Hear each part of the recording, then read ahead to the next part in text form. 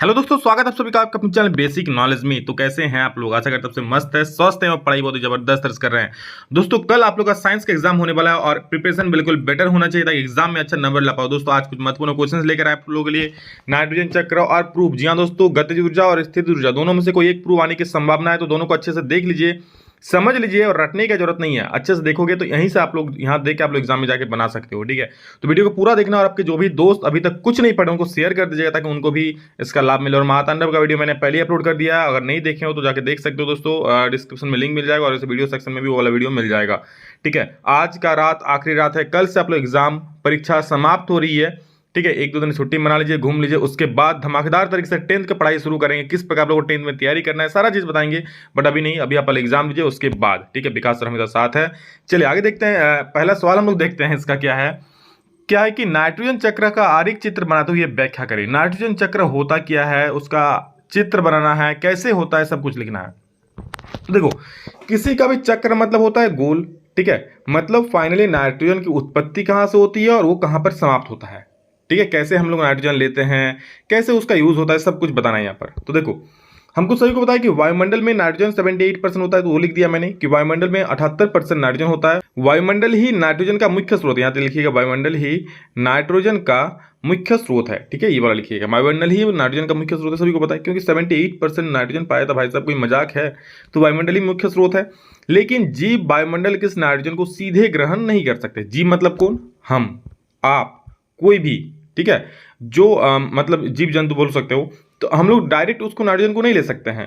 केवल कुछ जीवाणु, जल व भूमि में रहने वाले नील हरे शैवाल तथा नाइट्रोजन स्थिरीकरण करने वाले जीव नाइट्रोजन का सीधे उपयोग कर सकते हैं। मतलब कुछ जीवाणु हैं, ठीक है, या फिर नील हरे शैवाल कह सकते हो, या फिर जो नाइट्रोजन स्थिरीकरण करते हैं। आपको नाइट्रोजन स्थिरीकरण बताए थे क्या होता है, कि वायुमंडल से नाइट्रोजन को लेकर उसको स्थिर करता है, मतलब मिट्टी में मिलाता है, इस प्रकार से आपको बताए थे ना वो चीज़। तो कुछ जीवाणु है जो इसको क्या कर सकता है, सीधा उपयोग ले सकता है। मतलब ऐसा नहीं कि चलो भाई वायुमंडल में नाइट्रोजन, हम लोग हाँ मुंह खोले चलो नाइट्रोजन आ गया, शक्कर लिए खा लिए, ऐसा नहीं होता। नाइट्रोजन आप लोग ऐसे नहीं ले सकते हो। हाँ, कुछ जीव ऐसे कर सकते हैं। ठीक है, कुछ जीवाणु कर सकते हैं। कौन? तो राइबोजियम। ठीक है, तो क्या है, वायुमंडल की मुक्त नाइट्रोजन को कुछ जीव जैसे राइजोबियम, समझ रहे हो, वायुमंडल की मुक्त नाइट्रोजन मतलब नाइट्रोजन तो इधर उधर घूम रहा है वायुमंडल में।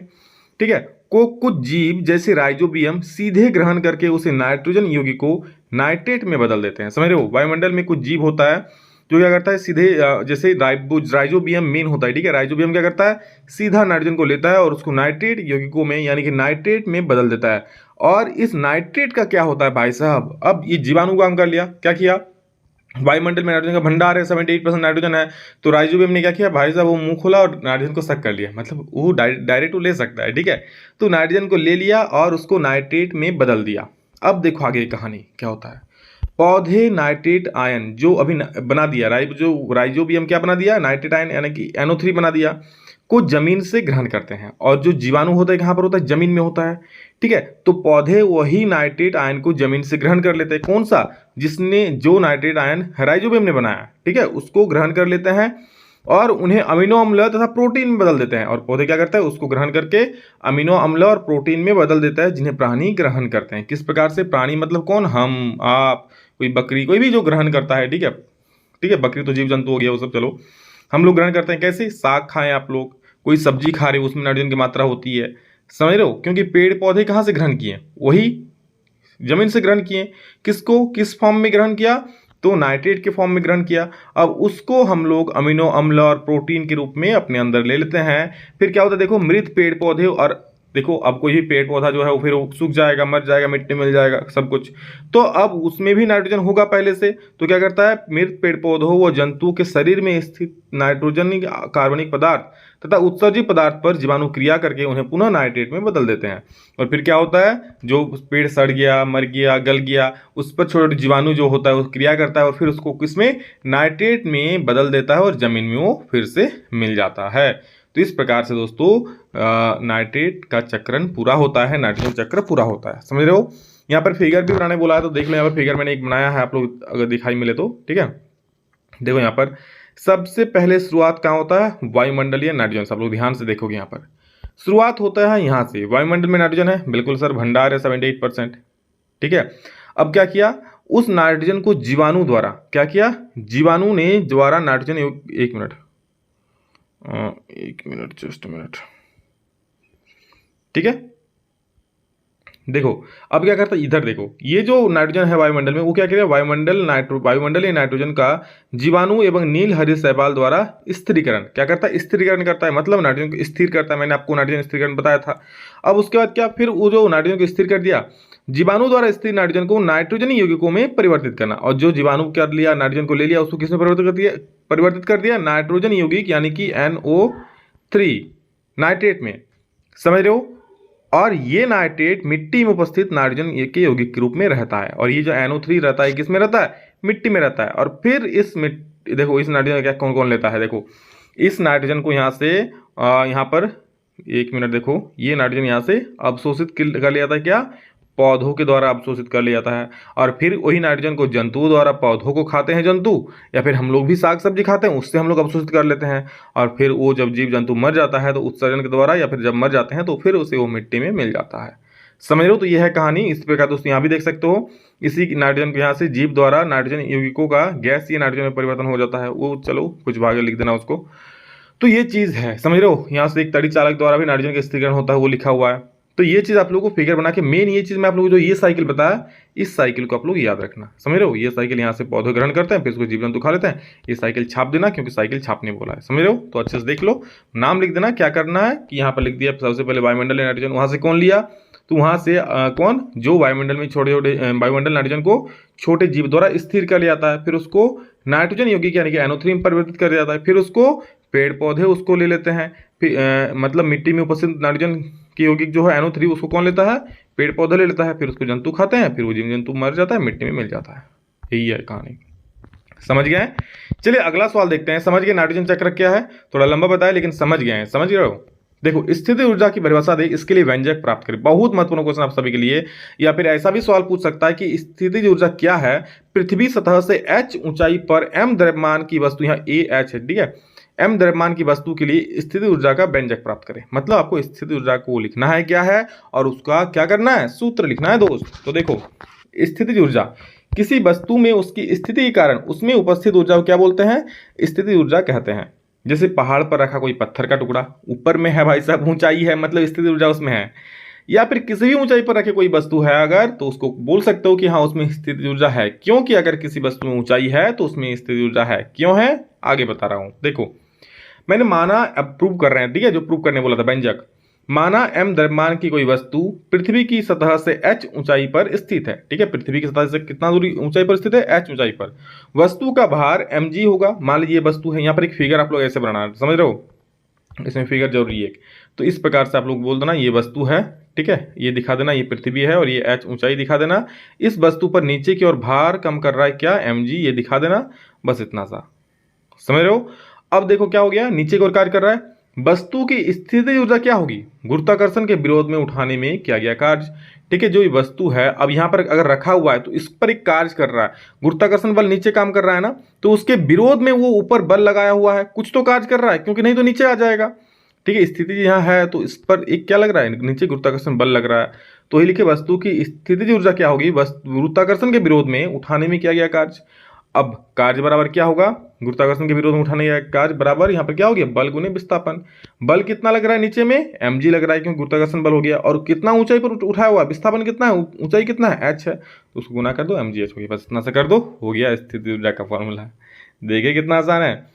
आगे सवाल देखेंगे दोस्तों, तड़ित, और ये भी महत्वपूर्ण सवाल एग्जाम में छप चुका होगा हमको लग रहा है। देखिए क्या है, तड़ित की चमक तथा गर्जन के साथ साथ उत्पन्न, तड़ित की चमक तथा गर्जन साथ साथ उत्पन्न होते हैं, लेकिन चमक दिखाई देने के कुछ सेकंड पश्चात गर्जन सुनाई देता है। ऐसा क्यों, आप लोग देखे होंगे, अभी तो बारिश का मौसम है, क्या पता जब वीडियो देख रहे हो तभी बारिश हो रही होगी, कड़कड़ाहट सुनाई मिल रहा होगा, लाइटिंग हो रहा होगा, तब देखे होंगे कि लाइटिंग पहले होता है, आवाज बाद में सुनाई देता है। तो ऐसा क्यों, तो बोलोगे सर तो कभी सोचा ही नहीं। तो देखो क्यों होता है। आपको एक चीज तो पता है कि जिसका स्पीड ज्यादा होगा वो पहले आ जाएगा, तो ही खेल यहां पर भी है। क्या खेल है, देखो हम जानते हैं वायु में प्रकाश की चाल 3 × 10⁸ मीटर प्रति सेकंड होता है, समझ जाओ, ये वायु में होता है। जबकि ध्वनि की चाल 332 मीटर प्रति सेकंड होता है। मतलब कह सकते हो प्रकाश की चाल 3 × 10⁸ मीटर पर सेकंड होता है, और ध्वनि की चाल होता है 332 मीटर प्रति सेकंड। अर्थात वायु में प्रकाश की चाल ध्वनि की चाल से बहुत अधिक होता है। जी हाँ भाई साहब, बहुत अधिक। यहाँ समझ कहाँ 3 × 10 के पावर में 8 और ये मात्र 332 मीटर पर सेकंड, तो बहुत ज्यादा होता है प्रकाश की चाल। इसीलिए त्वरित की अब चाल जिसका ज्यादा वो तो पहले दिखाई देगा, ठीक है। ऐसा तो थोड़ी कि आपका जिस बाइक का स्पीड ज्यादा है वो धीरे धीरे आ रहा, नहीं, जो स्पीड ज्यादा तो पहले आएगा ना। तो इसीलिए त्वरित की चमक गर्जन से पहले दिखाई देता है। चमक मतलब प्रकाश पहले आता है, क्यों? क्योंकि उसका चाल, उसका वेग अधिक है, और जबकि गर्जन क्या, चमक के कुछ देरी के बाद सुनाई देता है। ये है कहानी, कर लो जल्दी से जुबानी। आगे देखो, और गतिज ऊर्जा की परिभाषा लिखिए। भी वेग से गतिशील एवं m द्रव्यमान के पिंड को गतिज ऊर्जा के लिए व्यंजक प्राप्त करें। चलो, गतिज ऊर्जा क्या है ये बोलना है, और एक फॉर्मूला लिखना है आपको, मतलब सूत्र निकालना है। और ये सवाल दोस्तों आएगा स्थितिज ऊर्जा का तो 5 नंबर में आएगा, गतिज ऊर्जा का पूछेगा तो 5 नंबर में पूछेगा, नाइट्रोजन चक्र पूछेगा तो भी 5 नंबर में पूछेगा। मतलब समझ लो, अगर कोई एक सवाल आ जाए ना सीधा 5 नंबर पॉकेट में भर के आप घर ले आने वाले हो, तो अच्छे से देख लो। इसलिए तो किसी वस्तु की गति के कारण उसमें उपस्थित ऊर्जा को क्या बोलते हैं? गतिज ऊर्जा कहते हैं। समझ रहे हो, किसी वस्तु की गति के कारण उसमें उपस्थित ऊर्जा को गतिज ऊर्जा कहते हैं। कोई वस्तु वेग में है, गति में है, तो उसमें उस क्या होगा, गतिज ऊर्जा होगा। अब देखो प्रूव करेंगे हम लोग। क्या माना कोई वस्तु जिसका द्रव्यमान m है, जो भी वेग से, ये भी है, ठीक है, वेग से गतिशील है, मतलब वो कितना वेग से, भी वेग से चल रहा है। वस्तु में F बल कार्य कर रहा है। माना वस्तु द्वारा S दूरी तय किया जा रहा है, ठीक है। कोई वस्तु यहाँ देख सकते हो, इसमें कौन सा बल, F बल कार्य कर रहा है, जो कितना वेग से गतिशील है, तो भी वेग से गतिशील है। ये चीज हो गया। अब क्या देखो, अब वस्तु यहाँ तक जब पहुंचती है तो मानते हैं उसका वेग कितना हो जा रहा है, उसका वेग भी है अभी, ठीक है, अभी भी है। अभी तो यहाँ तो 0 से स्टार्ट किया है, लेकिन बीच में क्या, भी में चल रहा है। तो कुछ दूरी तय करने के बाद उसका वेग क्या हो जाता है, भी हो जाता है, ठीक है। मान लो यहाँ तक उसका वेग कितना है, भी है। अब क्या करें, देखो ये तो फिगर हो गया, फिगर को बना लेना। और कितना दूरी तय किया दोस्त, तो ये यहाँ से यहाँ तक s दूरी देखिए तय कर लिया। तो आगे क्या करना है, देखो हमको जानते हैं प्रारंभिक वेग, यानी कि जो पहला स्टार्टिंग किया तब तो उसका वेग नहीं था, तो इसलिए 0 मीटर पर सेकंड। अंतिम वेग जहां पर हम निकाल रहे हैं कि हाँ यहाँ तक जाने में कार्य कितना किया, तो तब उसका वेग कितना है, तो v मीटर पर सेकंड है। दूरी कितना तय किया, तो देखिए s दूरी यहाँ से यहाँ तक तय किया। बल कितना लग रहा है इस पर, तो सर F बल लग रहा है।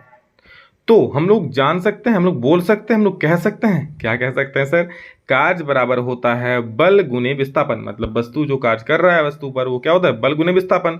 अब बल बराबर बल यानी कि F, और विस्थापन यानी कि S। तो F बराबर लोग जानते हैं क्या होता है, ma होता है, ma, क्योंकि यहाँ पर लिख दिया F बराबर ma, इसको समीकरण 1 मान लो। अब देखो क्या होता है, हमको यहाँ पर S पता है, दूरी पता है, नहीं पता। अब आपको यहाँ देखिए प्रारंभिक वेग पता है, अंतिम वेग पता है, दूरी पता है, तो हम यहाँ पर नहीं निकाल सकते हैं, यहाँ पर S का वैल्यू नहीं निकाल सकते हैं। S हमको जब क्या बोलता है, S का वैल्यू क्या लिखेंगे, v² = u² + 2as। v², u तो प्रारंभिक वेग 0 है, 2as, यहाँ से s निकाल लिए, v² बटा 2a हो गया, ठीक है। अब समीकरण 1 से देखो मैंने क्या किया, समीकरण 1 से वर्क के बराबर क्या था, W = आपको पता है ma × s था, तो s के जगह पे क्या मैंने लिख दिया, v² / 2a समीकरण 1 से। अब यहाँ पर a कट जाएगा ना, ये a और ये a कटिंग, तो क्या बचेगा, 1/2 mv²। ये वर्क हुआ। और दोस्तों एक्चुअली में जो वर्क होता है, कार्य होता है, वही तो होता है गतिज ऊर्जा, ठीक है। वर्क में जो बदलाव होता है वही तो होता है गतिज ऊर्जा। तो यहाँ पर काइनेटिक एनर्जी यहाँ पर हो गया 12 mv²। समझ गए, तो ये था कहानी, और ये था अंतिम सवाल आप सभी के लिए, बहुत महत्वपूर्ण सवाल कह सकते हो। स्थिति ऊर्जा का प्रूफ और गतिज ऊर्जा का प्रूफ बहुत महत्वपूर्ण है, आ सकता है एग्जाम में, इसलिए अच्छे से देख लो और एक बार आप रिवाइज कर लो, ठीक है। चलिए, मेरी सारी शुभकामनाएं आप सभी के साथ, एग्जाम बहुत अच्छा से दो, बिल्कुल फोड़ दो। चलिए तो लव यू ऑल, अभी के लिए इतना ही, फिर नेक्स्ट वीडियो में जल्दी, तब तक जय हिंद, वंदे मातरम।